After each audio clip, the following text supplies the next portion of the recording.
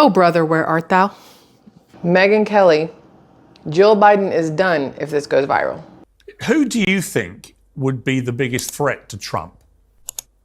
Well, it's tough to say. They're eyeballing this Illinois governor, J.B. Pritzker, and I think he's a no. First of all, he's extremely obese. I'm sorry, but that doesn't play well in politics. And I'm just saying it like it is, as Chris Christie.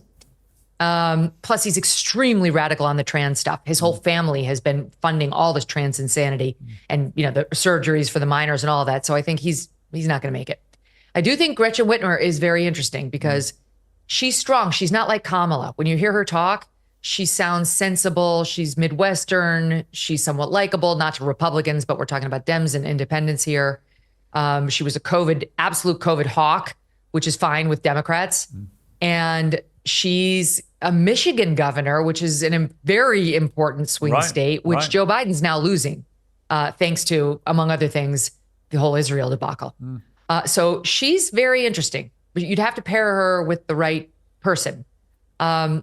I don't know. There are some more moderate candidates out there that they're throwing around, but all of them are white men. They just can't do it. It cannot be a white man in the Democratic Party, period. Raphael Warnock, as I mentioned, from Georgia, yes, he's a black man. He's been in politics for 2 minutes, and he's the guy who ran over his wife's foot when he was running for this post. And the ex-wife came out. He's got all sorts of baggage with his ex. I don't think they want that, ball of wax. Why bother, right? Like when you have so many other candidates. So I think the field is rather slim, but I guess if I had to put my money down on somebody, it would be, as they call her, Big Gretch. I mean, one of the problems they've got is the vetting process is going to be naturally very truncated. Whoever they go for will suddenly be exposed to the massive glare of a media in full throttle assault mode with months to an election. And there aren't many human beings who could withstand that if they haven't previously been experienced with it, right? I mean, it's a really ferocious forensic examination. Hello, SquirrelTribe. So this video got 1.4 million views. It went somewhat viral. So the question is Jill Biden done? Or maybe better yet, Megyn Kelly and Piers Morgan have it all wrong and Donald Trump is done if this goes viral. Our leader is a stupid person. What we saw tonight is the president making a very clear contrast with Donald Trump on all of the issues that matter to the American people. Yes, there was a slow start, but it was a strong finish. And what became very clear through the course of the night is that Joe Biden is fighting on behalf of the American people, on substance, on policy, on performance.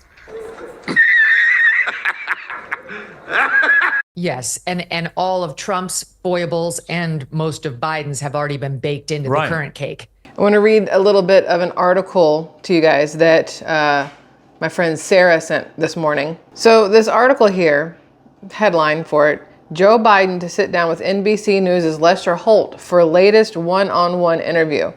So according to this, Joe Biden will be sitting down with Lester Holt on Monday for an interview. The president's latest one-on-one with a network anchor amid calls for him to drop out of the race.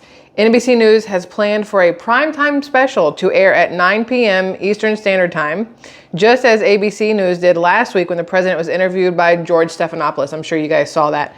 And then highlights, it says, will air the same day on NBC Nightly News and NBCnews.com, because they want to get it everywhere, obviously.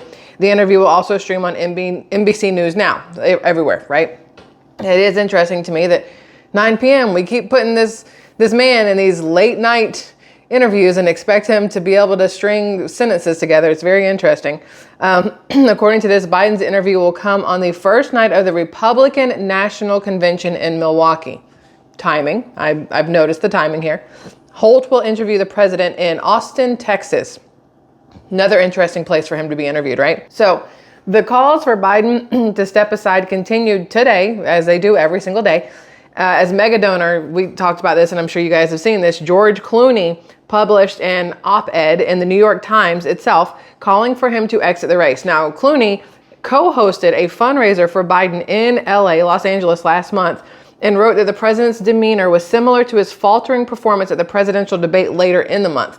So Clooney's been a Biden man from day one. You know, he's liked him as long as he's been around. When he was vice president, he liked Biden, and as president, he liked Biden. But according to Clooney at the fundraiser, he noticed that that wasn't the same Biden that he fell in love with in 2010, and wasn't the same Biden that he was still in love with in the beginning of 2020. Now the relationship is rocky, if we can put it that way. It's complicated. How about that?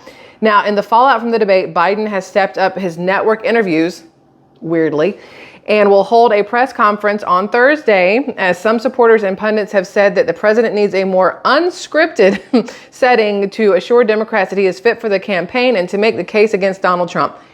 Unscripted sounds like the worst possible thing that can be done, just so we're all fully aware, because even scripted, it's not working out well. You go unscripted, who knows what's going to happen.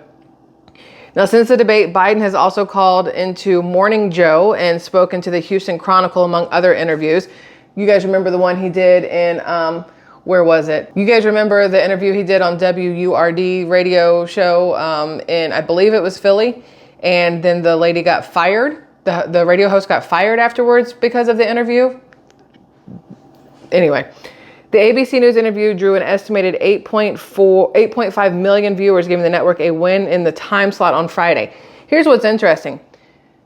Biden is continuing to do these interviews, these one-on-ones, these radio talk show interviews, and it doesn't really matter, because at this point, in my opinion, Donald Trump is done. He doesn't have to campaign anymore. He pretty much has it in the bag. Yeah, you hear people going, oh, they're neck and neck, 46% and 46%. They're at a tie.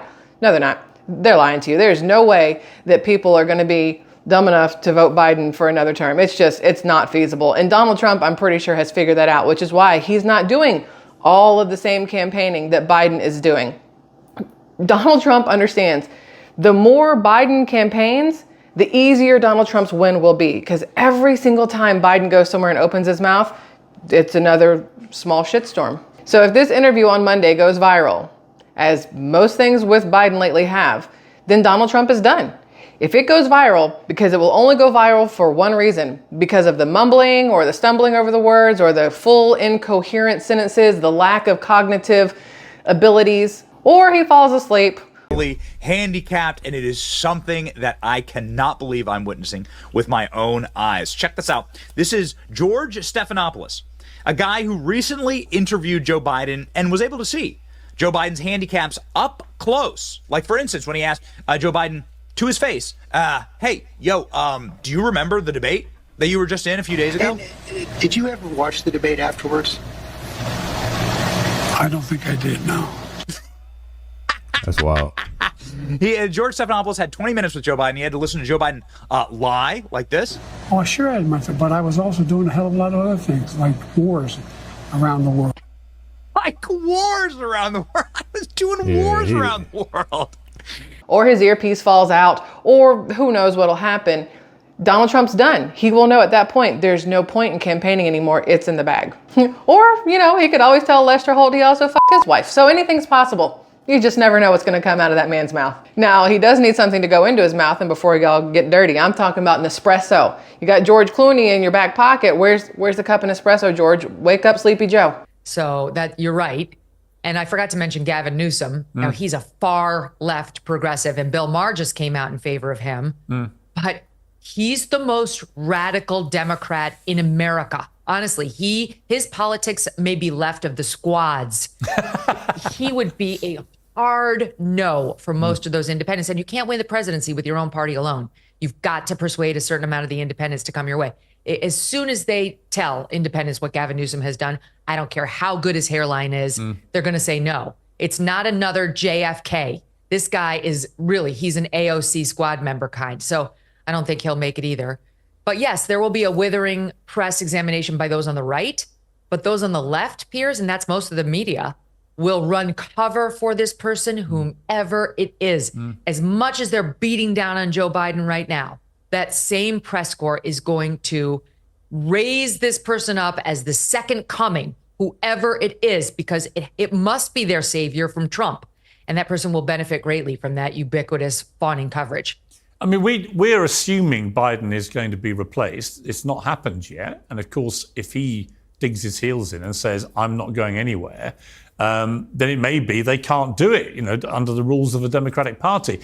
Where does Jill Biden sit in all this, Dr. Biden? Because I watched that debate from start to finish with a mounting sense of real bemusement why any spouse, a younger spouse in particular, would allow their older, beloved other half to be humiliated like that on a global stage. And she must have known that this was highly likely to happen, because from all the reports now coming out, as the media finally takes its blinkers off, this is not a one-off. This has been what he's been like quite regularly in the last few months and 2 years or so. What do you think of Jill Biden's role here and her responsibilities? I think she's been exposed as a power-hungry aspirant herself to political power. She is on the cover of Vogue magazine right now. Yeah. Why? Because she wants to promote herself. She tweeted out a photo of herself sitting in the president's chair not long ago when he was preparing for the G7 meeting with his chair hanging over the back of his chair. She's not the damn president. Get out of the chair. No one wants you at the G7. No one elected you to lead us politically. And a couple of years ago, I did a bit that went viral on how she insists on being called Dr. Jill Biden everywhere. And all these left-wingers got upset with me. She is a doctor. She's got her PhD. She's in education, what have you. I don't make fun of that degree. My own father had that degree. But my father would never have insisted somebody call him Dr. Kelly. He went by professor, and that was a title he'd earned. Why does she insist on it? Because she's power hungry. Because she has a small, fractured ego that she needs built up. She needs the affirmation of strangers to give her an honorarium. That really means almost nothing. The only people who get to be called doctor legitimately, I understand, no disparaging of the degree, are medical doctors. If you can't say, yes, I will resuscitate him when he has a heart attack on a plane, stop using that label. When you get introduced at a book club or on The View, which is what she does, all right? And I do think it's tied to what we're seeing now, the big reveal about her. She's power hungry. She wants it. What did we see from her on debate night? We saw her take the stage and guide the president of the United States down the stairs like a mama would of a toddler, like you and I both did when our kids were babies. And then after the debate, that clip that was everywhere with her saying, "You did it. You answered all the questions." Again, speaking to her the way I speak to my dog when he sits on command. It really was. This is the leader of the free world. She knows how infirm he is. She wants a shadow presidency. And let me tie it to one other thing. The reports throughout this week that Hunter Biden, I know, this is incredible that he's advising him, is at the White House and attending all the meetings with the president. As crackhead. what? Our new shadow president? Right, exactly. Because Joe Biden can't do it. And so on deck is the drug-addled, corrupt felon son? Hard no. This whole family needs to be bounced out of this office. And I think even the Democrats are starting to realize it. Do you know what's incredible? I want to know your thoughts and opinions on this. Good, bad, and ugly. Leave them down below. Make sure you guys like the video, subscribe if you like it, and I'll see you guys in the next one. Love you. Bye.